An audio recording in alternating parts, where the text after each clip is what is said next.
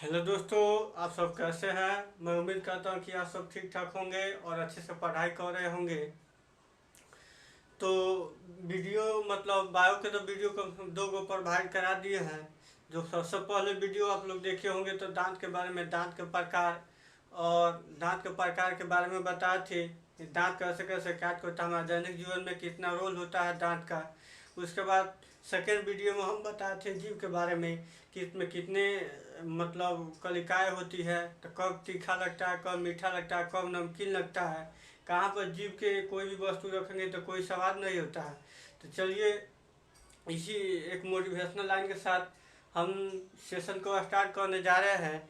जो ब्लड के बारे में आज बताएंगे कि ब्लड का क्या क्या कार्य है, ब्लड हमारे दैनिक जीवन में, हमारे शरीर में कितनी बड़ी भूमिका निभाती है, कितना अहम इसका रोल है, इसके बारे में हम लोग आज चर्चा करेंगे। तो एक मोटिवेशनल लाइन के साथ इस क्लास को मतलब शुरुआत करेंगे। तो समुद्र के लहरों से समुद्र के लहरों से डर के नौका पार नहीं होती, समुद्र के लहरों से डर के नौका पार नहीं होती, और कोशिश करने वालों की कभी हार नहीं होती, कोशिश करने वालों की कभी हार नहीं होती। यूं ही नहीं मिलती मंजिल, यूं ही नहीं मिलती मंजिल, एक दिल दिल में एक जुनून सा जगाना होता है। पूछा गया चिड़िया से, ये चिड़िया कैसी बनाई है आशियाना। तो चिड़िया बोली, भरनी पड़ती है उड़ान बार बार, यानी बार बार कोशिश करनी पड़ती है, भरनी पड़ती है उड़ान बार बार, और तिनका तिनका उठाना पड़ता है। यानी जहाँ तक देखिए तो इसमें प्रयास यानी लगातार प्रयास, निरंतर मेहनत के बारे में चर्चा किया गया है कि आप लोग किसी भी मुकाम को इजी से हासिल कर सकते हैं, बस कंटिन्यू मेहनत होना चाहिए, उस एम के प्रति आपको जागरूकता होना चाहिए, तब हम किसी एम को अच्छे से अचीव कर पाएंगे और उस लक्ष्य तक पहुंच पाएंगे। तो आइए हम इसी मोटिवेशनल लाइन के साथ आज क्लास का आगाज करते हैं। जो हमारे मतलब बॉडी में रक्त का क्या कार्य होता है, रक्त कितना बड़का हमारे शरीर में अहम रोल है रक्त का, इसी के बारे में चर्चा करेंगे। और रक्त कितने प्रकार का होता है, रक्त क्षारीय होता है या अम्लीय होता है, इसमें हम डिस्कशन करेंगे। इस बोर्ड के मतलब से आप लोग तो दिख गया होगा कि ब्लड के बारे में लिखा गया है। तो रक्त क्या है, रक्त यानी ब्लड से इस हमको समझ में कि रक्त होता क्या है।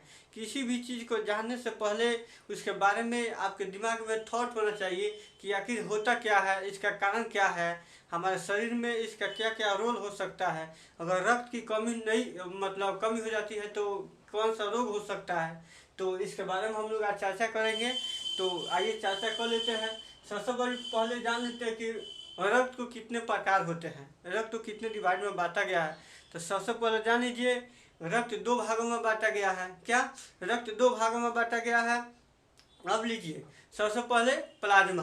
प्लाज्मा की बात किया जाए तो इसमें 60% जो होता है, 60% क्या होता है, जल होता है। 60% क्या होता है, ब्लड में जो क्या होता है, 60% प्लाज्मा होता है। 60% जो प्लाज्मा होता है, तो 60% में क्या होता है, जो 90% क्या होता है, जल होता है। क्या होता है, प्लाज्मा में भी 90% जल होता है, और 10% में कार्बोहाइड्रेट, प्रोटीन तथा वसा, इसमें अन्य पदार्थ भी उपस्थित होते हैं। ठीक, अब बात कर लेते हैं रुधिर। रुधिराणु का मतलब क्या होता है, यानी रुधिराणु को 3 पार्ट में बांटा गया है। रुधिराणु को 3 पार्ट में बांट कर हम लोग पढ़ते हैं। तो जैसे हो गया आरबीसी, डब्ल्यूबीसी और प्लेटलेट्स। तो सबसे पहले जान लीजिए आरबीसी और डब्ल्यूबीसी और प्लेटलेट्स क्या होता है। तो आरबीसी के समझ में ये आता है, तो इसका फुल फॉर्म अगर जानिएगा तो क्या हो जाएगा, रेड ब्लड कॉर्पस। क्या बोलते हैं इसको, रेड ब्लड कॉर्पस बोलते हैं। क्या बोलते हैं इसे, रक्त कण, यानी लाल रक्त कण, यानी लाल रक्त रुधिराणु बोलिए चाहे लाल रक्त कण बोलिए उसे। ठीक, उसके बाद डब्ल्यूबीसी जान लीजिए, व्हाइट ब्लड कॉर्पस बोलते हैं। इसको एक और नाम भी होता है, क्या होता है, एरिथ्रोसाइट भी बोलते हैं। आरबीसी को क्या बोलते हैं, एरिथ्रोसाइट भी बोलते हैं। दूसरा डब्ल्यूबीसी को क्या बोलते हैं, ल्यूकोसाइट भी बोलते हैं। और प्लेटलेट्स के बारे में, प्लेटलेट्स को भी हम क्या बोलते हैं, थ्रोम्बोसाइट बोलते हैं। ठीक, अब जान लेते हैं कि प्लेटलेट्स क्या होता है। तो कभी कभी ये होता है कि ये डेंगू बुखार हो गया है, क्या हो गया, डेंगू बुखार हो गया है, यही क्या कहता है कि जो प्लेटलेट्स है ना उसको क्या कहता है, प्लेटलेट्स के कमी से क्या होता है, डेंगू बुखार हो जाता है। ठीक, तो जैसे बुखार हो जाता है तो प्लेटलेट्स क्या होता है, घट जाता है। तो इसलिए बताया जाता है कि प्लेटलेट्स अगर घट गया है तो कई मतलब दवा होता है, दवा भी मिलता है इसको। तो क्या होता है, उसको खा लेने के बाद प्लेटलेट पूर्ण रूप से हो जाता है, उसके बाद डेंगू छूट जाता है। डेंगू बुखार हो जाता है, प्लेटलेट्स की कमी से क्या हो जाता है, डेंगू बुखार हो जाता है। ठीक, अब जान लेते हैं आरबीसी। आरबीसी आरबीसी क्या है, इसका एक और नाम क्या है, एरिथ्रोसाइट बोलते हैं। इसको क्या बोलते हैं, एरिथ्रोसाइट बोलते हैं।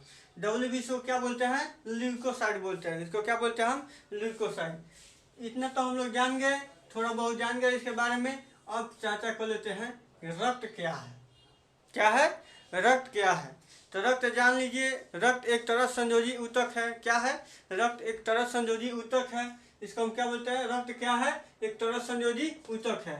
तो रक्त का अब जान लीजिए, रक्त का पीएच मान होता क्या है, क्या होता है, रक्त का पीएच मान क्या होता है। तो रक्त का पीएच मान क्या होता है, 7.4 होता है। कहीं के मिलेगा 7 आपको 7.5 में मिलेगा, 7.4 भी मिलेगा। तो ऑप्शन के अनुसार आपको टिक करना है। सबसे पहले जानिए कि रक्त का पीएच मान क्या होता है, 7.4 होता है। अब जान लेते हैं कि रक्त अम्लीय होता है या क्षारीय होता है। तो हम बताए थे, अगर सोरेंसन नाम के एक वैज्ञानिक ने पीएच स्केल का खोज किए थे, पीएच स्केल का खोज किए थे, तो इसमें हम बताए थे कि उन्होंने क्या किए थे, पीएच स्केल का खोज कितने किए थे, 1913 में। क्या किए थे, 1913 में खोज किए थे। और एक एनसीईआरटी में लिखा है, और 1903 में भी यहाँ देता है। मतलब दो ऑप्शन अगर देगा तो ऑप्शन के अनुसार हम लोग टिक करेंगे। अगर दोनों ऑप्शन देगा तो 1913 में आएंगे, जो एनसीईआरटी में लिखित है। ठीक, और ये अदर बुक में लिखित है 1903। ठीक, तो अब जान लेते पहले पीएच स्केल, यानी पीएच स्केल क्या है। तो पीएच से मतलब होता है पावर ऑफ हाइड्रोजन। क्या होता है, पावर ऑफ हाइड्रोजन। तो क्वेश्चन ये पूछेगा कि पीएच स्केल का खोज किसने किया। तो हम क्या उस दिन बताए थे, सोरेंसन नाम के वैज्ञानिक ने पीएच स्केल का खोज किया था। क्या खोज किया था, पीएच स्केल का खोज किया था। आखिर पीएच स्केल का उपयोग होता क्या है, काहे के लिए खोज किया गया था। तो पीएच स्केल का खोज अम्ल और क्षार को जानने के लिए और लवण को जानने के लिए पीएच स्केल का खोज किया गया था कि कितने पैमाने पर अम्ल होता है, कितना पैमाने पर क्या होता है, क्षार होता है, कितना पर उदासीन होता है। तो उसके बारे में हम लोग चर्चा कर चुके हैं पिछले वीडियो में। जो बेसिक केमिस्ट्री के बारे में हम बताए थे, तो उसके बारे में हम लोग चर्चा कर चुके हैं। तो आइए थोड़ा बहुत कुछ जान लेते हैं कि अम्ल क्या होता है, और क्षार क्या होता है, और लवण क्या होता है। ठीक, कब कब उदासीन होता है। ठीक, तब इन्होंने क्या किया, एक 0 से लेके, क्या 0 से लेके 14 तक एक क्या किया, डिजिट मतलब ड्रॉ किया। क्या करा, लाइन ड्रॉ किया, डिजिट ड्रॉ किया, एक एक करके। और इसको मिटा देते हैं। इसी पर थोड़ा हम इसके बारे में चर्चा कर लेते हैं। तो हम बता दिए हैं आरबीसी को एरिथ्रोसाइट और ल्यूकोसाइट, डब्ल्यूबीसी को बोलते हैं, प्लेटलेट्स को थ्रोम्बोसाइट बोलते हैं। तो आइए हम थोड़ा पीएच स्केल के बारे में समझ लेते हैं। पिछले वीडियो में तो बता दिए हैं, मगर इसमें भी चर्चा कर देते हैं ताकि आपको याद हो जाए, फिर से रिकॉल हो जाए। तो पीएच स्केल, ये हो गया 7, ये हो गया 0, ये हो गया कितना, 14। अब देखिए यहाँ क्या हुआ, उस दिन हम बताए थे, इसको हम क्या बोलते हैं, एसिड। इसको क्या बोलते हैं, एसिड। इसको क्या बोलते हैं, अम्ल बोलते हैं। इसको क्या बोलते हैं, हम अम्ल बोलते हैं। इसको क्या बोलते हैं, बेस बोलते हैं। इसको क्या बोलते हैं, बेस बोलते हैं। यानी इसको क्षार बोलते हैं, इसको क्या बोलते हैं, अम्ल बोलते हैं। इसको क्या बोलते हैं, अम्ल बोलते हैं। अब देखिए 7 से कम, क्या हुआ, 7 से कम, जो 7 से कम हो उसको क्या बोलेंगे हम, इसको क्या बोलेंगे हम, अम्ल बोलेंगे। क्या बोलेंगे, अम्ल बोलेंगे। जो 7 से अधिक हो, क्या हो, 7 से अधिक हो, क्या हो, जो 7 से अधिक होता है, जिसका पीएच स्केल 7 से अधिक होता है, उसे क्या बोलते हैं, क्षार बोलते हैं। जिसका पीएच स्केल क्या होता है, पीएच मान क्या होता है, जो कम होता है, 7 से कम होता है, उसे हम क्या बोलते हैं, एसिड बोलते हैं। क्या बोलते हैं हम, एसिड बोलते हैं। और जिसका पीएच मान क्या होता है, 7 होता है, जिसका पीएच मान 7 होता है, उसे हम क्या बोलते हैं, उसको हम क्या बोलते हैं, उदासीन बोलते हैं। क्या बोलते हैं? उसको हम उदासीन बोलते हैं। तो अब थोड़ा बहुत जान गए। अब इसको हम बात करते हैं अम्ल क्या है। अम्ल को कितने भागों में बांटा गया? तो 2 भागों में बांटा गया है। तो एक दुर्बल अम्ल होता है, एक प्रबल अम्ल होता है। क्या होता है? एक प्रबल अम्ल होता है, एक दुर्बल अम्ल होता है। अगर बेस के बात किया जाए यानी क्षार की बात किया जाए तो क्षार को कितने भागों में बांटा गया है? तो इसको भी 2 भागों में बांटा गया है। तो इसको हम क्या बोलते हैं? एक प्रबल क्षार बोलते हैं और एक दुर्बल क्षार बोलते हैं। ठीक, आप लोगों को थोड़ा बहुत तो समझ में आ गया होगा कि पीएच स्केल क्या होता है। अब पीएच स्केल का खोज किसने किया था? तो पीएच स्केल का खोज किसने किया था? सोरेनसन नाम के एक वैज्ञानिक ने किए थे। ठीक, अब चले आते हैं फिर अगले आइए फिर देखते हैं कि ये रक्त के बारे में चर्चा कर लिए। तो अगर मानव यानी मानव वयस्क मानव में रक्त के जो होता है कितना होता है? क्या रक्त होता है तो कितना होता है? तो कहीं कहीं मिलेगा 5 से लेकर 6 लीटर। यहाँ देखिए वयस्क मानव में 5 से लेकर 6 लीटर क्या होता है? रक्त होता है। क्या होता है? वयस्क मानव में 5 से 6 लीटर रक्त होता है। ठीक, कहीं कहीं मिलेगा तो 5 से 6 लीटर का होता है। इसका कहने का मतलब क्या हुआ? 5 और 6 के बीच में क्या होता है? वयस्क मानव के रक्त होता है, इतना लीटर रक्त होता है। अब बात कर लेते हैं तो पूर्ण से 5.5 लीटर रक्त होता है। क्या मानव यानी वयस्क मानव के शरीर में, स्वस्थ मानव के शरीर में रक्त कितना लीटर होता है? 5.5 लीटर। ठीक, अब बात कर लेते हैं कि अगर मानव के शरीर में तो 5.5 लीटर रक्त हो गया। क्या मानव के शरीर में तो 5.5 लीटर रक्त हो गया। अब बताइए कि औरत के शरीर में कितना रक्त होता है? कितना लीटर रक्त होता है? औरत के शरीर में कितना लीटर रक्त होता है? तो उनके शरीर में 5 लीटर रक्त होता है। क्या होता है? 5 लीटर रक्त होता है। जितना रक्त मानव में होता है उससे ½ लीटर कम होता है औरत के शरीर में। क्या समझ में आ गया? जितना रक्त जो मानव के शरीर में होता है, वयस्क मानव के शरीर में जितना रक्त होता है उससे ½ लीटर यानी आधा लीटर कम होता है औरत के शरीर में। ठीक, अब समझ में आ गया होगा। अब समझ में आ गया होगा। अब बात करते हैं कि रक्त का निर्माण होता कहाँ है। चलिए बात करते हैं कि रक्त का निर्माण होता कहाँ है। तो रक्त का निर्माण कहाँ होता है? तो अस्थिमाजा में होता है। क्या होता है? अस्थिमाजा में। तो आप लोग को अस्थिमाजा तो हम बता दिए कि अस्थिमाजा में होता है। आप लोग अस्थिमाजा को और डिटेल से जानिए। जब कभी जैसे हड्डी होता है हम लोग के शरीर में, जो हड्डी होता है उसके अंदर क्या होता है? हड्डी के अंदर छोटा छोटा झिल्ली टाइप का जो दिखता है। कभी आप लोग मांस खरीदने जाइएगा तो गौर कीजिएगा कि मतलब मांस खरीदने जाइएगा तो मुर्गा हो या खसी हो तो उसके जो हड्डी आप मतलब लीजिएगा तो हड्डी लीजिएगा तो देखिएगा उसके अंदर हड्डी के अंदर झिल्ली टाइप का एक मतलब झिल्लीनुमा होता है। क्या होता है? झिल्ली टाइप का होता है। मान लीजिए ये हड्डी हो गया, इसके अंदर क्या होता है? झिल्ली टाइप के क्या होता है? झिल्ली टाइप का इसमें रक्त हल्का हल्का झिल्ली टाइप का होता है। वही क्या होता है? अस्थिमाजा होता है। इसका निर्माण कहाँ होता है? बोन मैरो इसको बोलते हैं। इंग्लिश में इसको क्या बोलते हैं? Bone marrow. हड्डी में क्या होता है? अस्थिमाजा में होता है इसका निर्माण। रक्त का निर्माण कहाँ होता है? वही होता है। रक्त का निर्माण कहाँ होता है? अस्थिमाजा में होता है। अब बात कर लेते हैं कि रक्त का निर्माण उस समय तो अस्थिमाजा में होता है, मानव में तो अस्थिमाजा में होता है। अब बात कर लेते हैं औरत के बारे में अगर जान लेते हैं। अगर औरत प्रेग्नेंट है, क्या अगर औरत प्रेग्नेंट है तो उस समय उसका रक्त का निर्माण कहाँ होगा? अगर औरत प्रेग्नेंट है यानी जिसके भ्रूण अवस्था बोलते हैं, जिसके भ्रूण अवस्था में जब भ्रूण अवस्था में होती है तो क्या बोलते हैं उसको?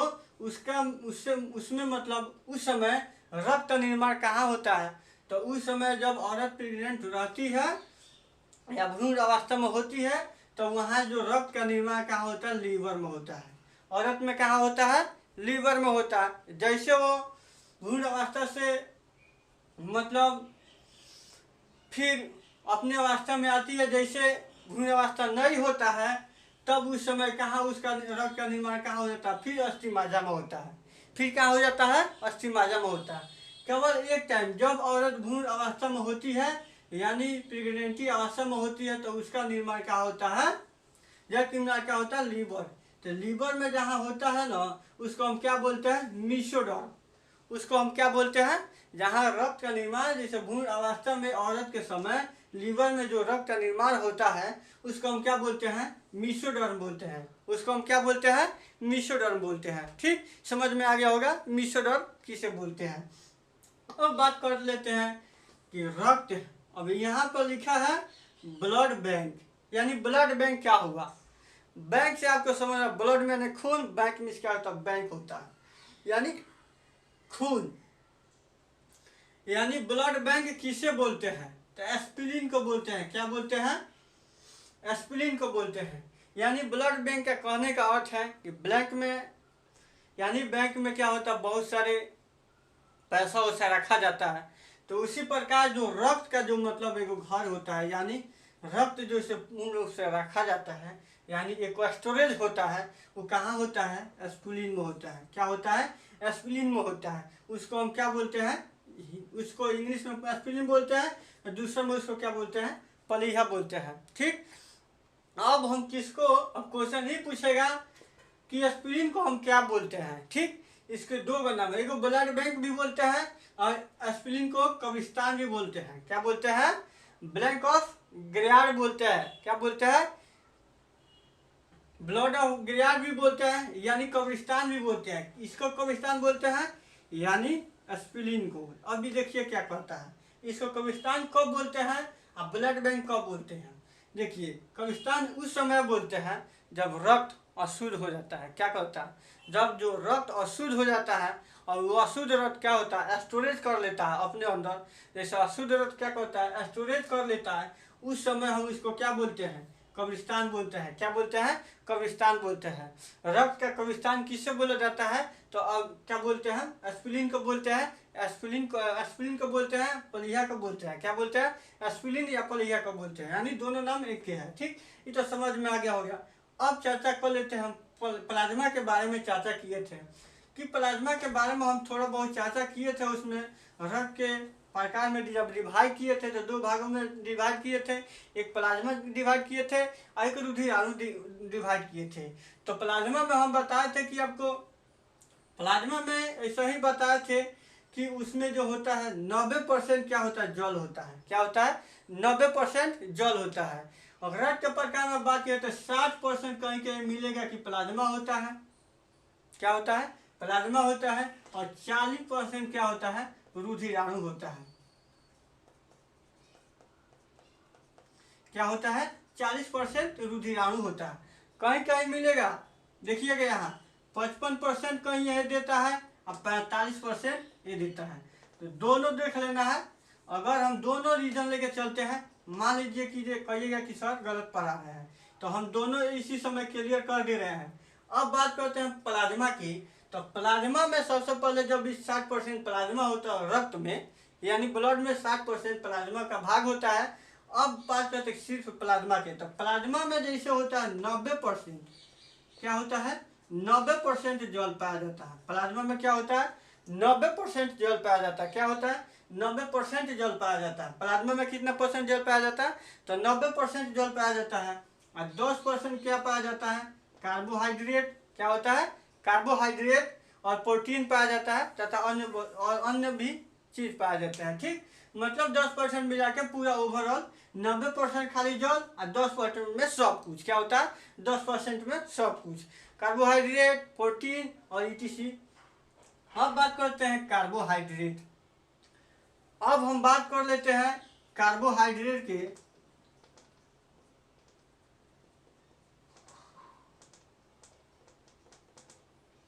अब बात कर लेते हैं तो कार्बोहाइड्रेट के। देखिए, कोई भी चीज पढ़िए एक दूसरे से रिलेट करके पढ़िएगा तो आपको भी याद होगा और समझने में भी मजा आएगा। क्या, तो पढ़िए। तो कार्बोहाइड्रेट की अगर बात करते हैं तो कार्बोहाइड्रेट होता क्या है, कार्बोहाइड्रेट होता क्या है, इसको कितने भागों में बांटा गया है। कार्बोहाइड्रेट के कितने भागों में बांटा गया है? 3 भागों में बांटा है। क्या कितने भागों में बांटा गया है? 3 भागों में बांटा गया है। कार्बोहाइड्रेट के 3 भागों में बांटा गया है। अब कार्बोहाइड्रेट से ये पता चलता है क्या क्या इसमें हो सकता है। कार्बन हो सकता है, क्या हो सकता है इसमें, क्या क्या इसमें मतलब कौन कौन से एलिमेंट मतलब हो सकते हैं, तत्व कौन कौन से कार्बोहाइड्रेट मिल क्या क्या मतलब मिलकर बना होता है। तो कार्बन हो सकता है कार्बन। उसके बाद देखिए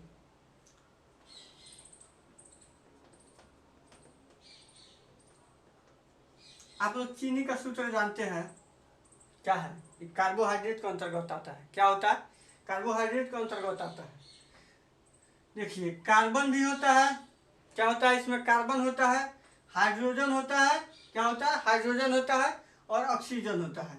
अब जान लीजिए कि कार्बन के यानी कार्बोहाइड्रेट का निर्माण कार्बन, हाइड्रोजन और ऑक्सीजन के मिलने से होता है। क्या होता है?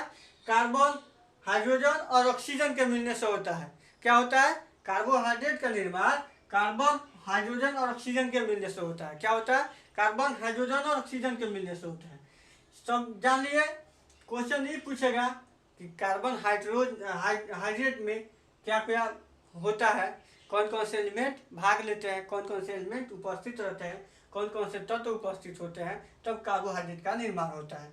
तो बात कर लेते हैं कार्बन में हाइड्रोजन और ऑक्सीजन 3 एलिमेंट मिलके क्या करते हैं। अब देखते हैं अनुपात की बात कर लिया जाए तो कार्बोहाइड्रेट को कौन कौन कितने अनुपात में बांटा गया है। तो बात लीजिए, यहाँ से अगर काट देंगे 6 से, खत्म, 6 दूना 12, 6 कम 6। ऐसे क्वेश्चन अगर देख लिया जाए तो 1:2:1 के रूप में होता है। कार्बोहाइड्रेट क्या होता है?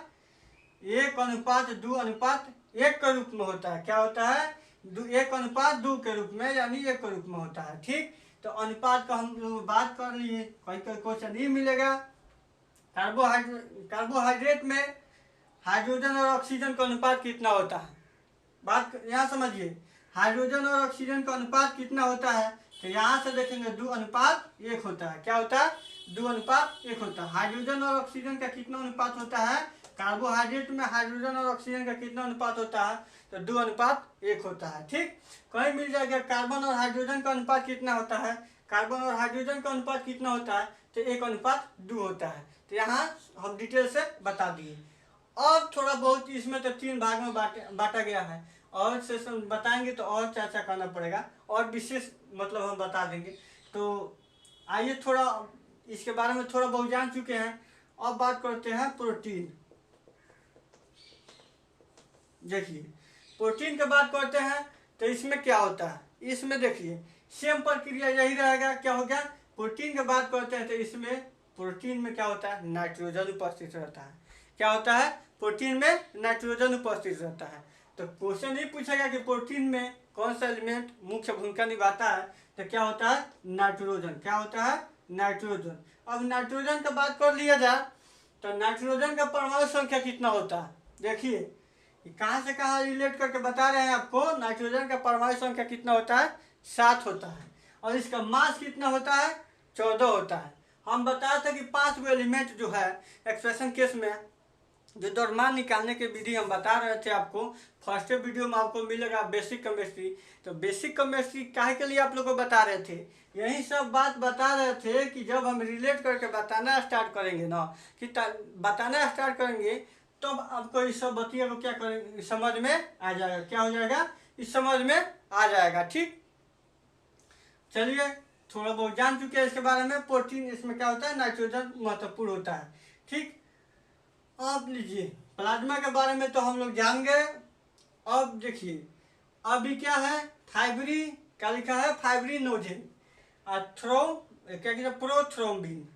फाइब्रिनोजेन और प्रोथ्रोम्बिन क्या हुआ है? फाइब्रिनोजेन और प्रोथ्रोम्बिन। अब देखिए क्या होता है, ये प्लाज्मा में क्या होता है? 2 क्या होता है? प्रोटीन होता है। क्या होता है?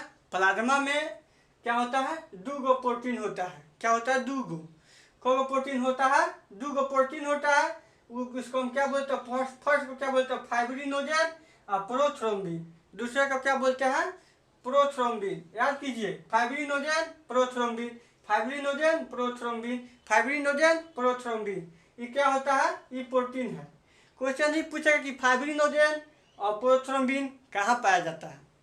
आइए, फाइब्रिनोजेन और प्रोथ्रोम्बिन कहाँ पाया जाता है, तो क्या बताएंगे हम? प्लाज्मा में। क्या पाया जाता है? कहाँ पाया जाता है? प्लाज्मा में पाया जाता है। आखिर इसका कार्य क्या है? आखिर प्लाज्मा में है तो इसका कार्य क्या है? क्या है इसका कार्य? क्या है? प्रोथ्रोम्बिन और फाइब्रिनोजेन का कार्य क्या है? प्लाज्मा में फाइब्रिनोजेन और प्रोथ्रोम्बिन का कार्य क्या है? तो इसका कार्य यही है कि रक्त क्या थाका बनाने में मदद करता है। क्या होता है? थाका बनाने में मदद करता है। क्या होता है? रक्त को थाका बनाने में मदद करता है। क्या होता है? रक्त को थाका बनाने में मदद करता है। एक हिपेरिन आता है, हिपेरिन का चर्चा कर लेते हैं। हिपेरिन क्या करता है? रक्त को जमने नहीं देता है। क्या करता है? रक्त को जमने नहीं देता है। क्या करता है? रक्त को क्या करता है? तरल अवस्था में एकदम गाढ़ा रखता है। कभी कभी देखिए, अगर फाइब्रिनोजेन और प्रोथ्रोम्बिन नहीं रहेगा ना, तो रक्त हमारे शरीर में क्या हो जाएगा? जम जाएगा। क्या हो जाएगा? जम जाएगा। तो अच्छे से शरीर कार्य नहीं कर पाएगा, उससे पूरा बॉडी इफेक्ट होगा। क्या हो जाएगा? बॉडी इफेक्ट होगा। तो चलिए, इसके तो रक्त के बारे में हम लोग बहुत कुछ जान चुके हैं। अब अगले वीडियो में केवल आरबीसी के बारे में हम लोग जानेंगे। आरबीसी होता क्या है, इसका जीवन काल क्या होता है, हमारे शरीर में आरबीसी कितना पाया जाता है, डब्ल्यूबीसी कितना पाया जाता है, अगले वीडियो में हम चर्चा करेंगे। तो जाने से पहले सबसे पहले बता देते हैं, अपना एक यूट्यूब चैनल है। क्या है? यूट्यूब चैनल है एपी क्लासेस। क्या है? यूट्यूब चैनल है एपी क्लासेस। आप लोग जाइए यूट्यूब पर सर्च कीजिए AP classes. AP classes search कीजिएगा तो आ जाएगा, एक फोटो भी दिखेगा और एपी क्लासेस में बहुत सारे वीडियो भी पड़े हुए हैं। आप लोग जाकर वीडियो देखिए, ठीक। और लाइक कीजिए, लाइक कीजिएगा तो क्या हो जाएगा, मेरा भी मतलब मन हुलसेगा, क्या कुछ भी काम करने को, पढ़ाने को और दिल करेगा। तो क्या करेंगे? तो लाइक कीजिएगा और सब्सक्राइब कीजिएगा और बेल आइकन दबा दीजिएगा और अपने अपने दोस्तों के साथ क्या कीजिएगा? शेयर कीजिएगा कि चलिए एपी क्लासेस पर क्लास किया जाए, उसमें अच्छे से पढ़ाई होता है, ठीक। एक एक बात हम एक एक पॉइंट आपको तोड़ के बताएंगे, ठीक। बायोलॉजी हो या केमिस्ट्री हो या फिजिक्स हो या मैथ हो, मैथ चलेगा। तो मैथ में तो इतना से काम चलने वाला नहीं है। यहाँ बोर्ड हम जैसे बड़ा खरीदेंगे और शिफ्ट करेंगे तो मैथ स्टार्ट कर देंगे, ठीक। चलिए मिलते हैं नेक्स्ट वीडियो में।